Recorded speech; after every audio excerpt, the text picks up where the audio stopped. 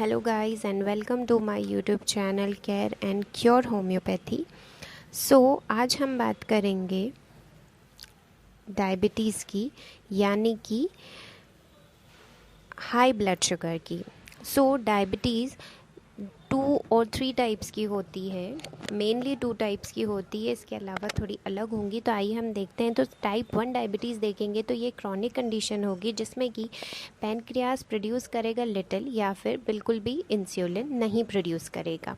अगर हम टाइप 2 देखेंगे, जिसे नॉर्मली एडल्ट ऑनसेट डायबिटीज़ भी कहते हैं, ये हमारी बॉडी को ऐसे अफेक्ट करता है कि इसमें जो इंसुलिन रिसेप्टर होते हैं ये अपना प्रॉपर वर्क नहीं कर पाते या अपना कनेक्शन लूज़ कर देते हैं। तीसरी हम देखेंगे प्री डायबिटीज़, यानी कि वो कंडीशन जिसमें कि आपका ब्लड शुगर हाई तो है लेकिन इतना ज़्यादा नहीं है कि वो आपको टाइप 2 डायबिटीज़ कर सके। चौथी हम देखेंगे गेस्टेशनल डायबिटीज़, जो कि एक फॉर्म रहता है हाई ब्लड शुगर का, जो कि अफेक्ट करेगा प्रेग्नेंट वुमेन को। अब अगर हम देखें तो इसमें सबसे ज़्यादा इम्पॉर्टेंट आइटम जो है हमारी डायबिटीज़ में वो है ग्लूकोज, क्योंकि ग्लूकोज एक इम्पॉर्टेंट सोर्स है हमारी एनर्जी का, जिससे कि वो सेल्स को एनर्जी प्रोवाइड करता है, मसल्स को और टिश्यूज़ को, और स्पेशली ये ब्रेन का मेन सोर्स है एज अ फ्यूल। तो जो मेन कॉज होगा डायबिटीज़ का वो डिपेंड करेगा vary to vary, but no matter कि आपको कौन सा डायबिटीज़ है, अगर आपका शुगर लेवल एक्सेस है तो आप डायबिटिक ही कहलाएंगे। और अगर बहुत ज़्यादा शुगर लेवल आपके ब्लड में है तो ये आपको सीरियस हेल्थ प्रॉब्लम भी कर सकता है। हम देखेंगे कि फास्टिंग ब्लड शुगर का लेवल कितना होना चाहिए। अगर फास्टिंग ब्लड शुगर का लेवल देखेंगे तो ये 99 mg पर डेसीलीटर होगा या फिर उससे कम। तो ये आपका जो है वो फास्टिंग शुगर लेवल एक नॉर्मल है। अगर ये 100 से 125 की रेंज में जाता है तो आप प्री डायबिटिक कहलाओगे, और अगर ये 126 की रेंज से हाई जाता है तो ये आप डायबिटिक ही कहलाओगे यहाँ पर। और अगर हम बात करें आगे की, तो आप देखेंगे कि इसमें जो मेन की सिम्टम है, जो मेन की पॉइंट है इसका, वो है इंसुलिन। क्योंकि इंसुलिन एक ऐसा हार्मोन है जो कि रेगुलेट करता है आपके ब्लड ग्लूकोज लेवल को। और अगर आपको हाइपरग्लाइसीमिया होता है, यानी कि इंक्रीज ब्लड शुगर लेवल, तो ये आपको अनकंट्रोल डायबिटीज़ तक लेके जा सकता है, जिसकी वजह से आपका बॉडी सिस्टम डैमेज हो सकता है, स्पेशली आपके नर्व्स और आपके ब्लड वेसल्स। अगर हम सिम्टम्स की बात करें कि क्या सिम्टम्स हो सकते हैं डायबिटीज़ के, तो सबसे पहले हमें देखने को मिलेगा एक्सेसिव थर्स्ट, यूरिनेशन फ्रीक्वेंटली, लेकिन रात के टाइम पे ये आपको ज़्यादा मिलेगी। थर्ड पॉइंट इज़ फैटिग, यानी आपको बिना कुछ काम करे भी थकान महसूस होने लग जाना।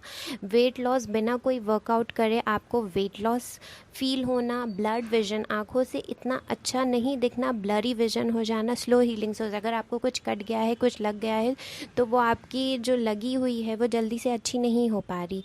और last point, lot of infection, जैसे कि आपके गम्स में हो गया, आपकी स्किन में कहीं पे भी इन्फेक्शन हो गया, जैसे कि बैक्टीरियल हो गया या फिर वेजाइनल इन्फेक्शन हो गया। अगर आपको ये सारे सिम्टम्स फ्रीक्वेंटली अपनी बॉडी पे दिख रहे हैं तो you may need a doctor. अगर हम रिस्क फैक्टर की बात करें तो डायबिटीज़ में क्या रिस्क फैक्टर हो सकते हैं, तो सबसे बड़ा रिस्क फैक्टर हो सकता है कार्डियोवैस्कुलर डिजीज़। इसमें और भी बहुत सा टाइप्स की डिजीज़ आती हैं। दूसरी देखेंगे तो स्ट्रोक हो सकता है, एंजाइना यानी कि चेस्ट पेन हो सकता है, नर्व डैमेज, न्यूरोपैथी हो सकती है, क्योंकि बॉडी की जो नर्व्स होती हैं उनमें उतना प्रॉपर ब्लड नहीं जा पाता, इसकी वजह से न्यूरोपैथी हो सकती है। किडनी डैमेज हो सकता है, डायबिटिक न्यूरोपैथी जिसे कहेंगे। आई डैमेज कह सकते हैं, या फिर डायबिटिक रेटिनोपैथी मिल सकती है आईज़ में। फूड डैमेज, यानी कि जो ब्लड सप्लाई है पैरों में वो इतने अच्छे से नहीं हो पा रहा है, इसलिए यहाँ पर आपको अल्सर्स मिल सकते हैं, फूड अल्सर्स मिल सकते हैं, या फिर वेरिकोसिटीज़ मिल सकती हैं। स्किन और माउथ की कंडीशन मिल सकती है, आपको बैक्टीरियल और फंगल मिल सकती है, और हियरिंग इम्पेयरमेंट मिल सकती है, यानी कि सही से सुनाई नहीं देना। लास्ट देखेंगे तो अल्जाइमर डिजीज़, जो कि एक डिमेंशिया के अंदर, डिमेंशिया अल्जाइमर डिजीज़ के अंदर आती है, जैसे कहेंगे आप भूलने की बीमारी, इसके सबसे ज़्यादा रिस्क रहते हैं। और सबसे लास्ट पॉइंट आपका मिलता है डिप्रेशन। अगर आप इतनी सारी कंडीशनों से गुज़र रहे हैं, उसके बाद आपको डिप्रेशन हो रहा है, तो ये भी डायबिटीज़ के अंदर आएगा। तो ये मेन जो आपका डायबिटीज़ है ये सब उसी का है। और इसके लिए जो ट्रीटमेंट है वो आप अपने हिसाब से ले सकते हैं कि आपको कौन सा प्रेफरेबल रहेगा, होम्योपैथी, एलोपैथी, या आप जो भी यूनानी और आयुर्वेद जो भी आप लेते हैं, जो आपकी बॉडी को अच्छे से सप्लीमेंट कर पाए, आपकी दिक्कतों को ख़त्म कर पाए, आप वो ट्रीटमेंट ले सकते हैं। अगर इसकी डाइट की बात करेंगे हम, तो नेक्स्ट वीडियो में हम डायबिटीज़ में डाइट की बात करेंगे कि क्या न्यूट्रिशनल चीज़ें हम डायबिटीज़ में ले सकते हैं, कौन से ऐसे फ्रूट्स हैं जो हम डायबिटीज़ में ले सकते हैं, क्योंकि आधे से ज़्यादा लोगों को नहीं पता है कि फ्रूट्स ले सकते हैं डायबिटीज़ में कि नहीं ले सकते हैं। तो ये हम अपनी नेक्स्ट वीडियो में देखेंगे।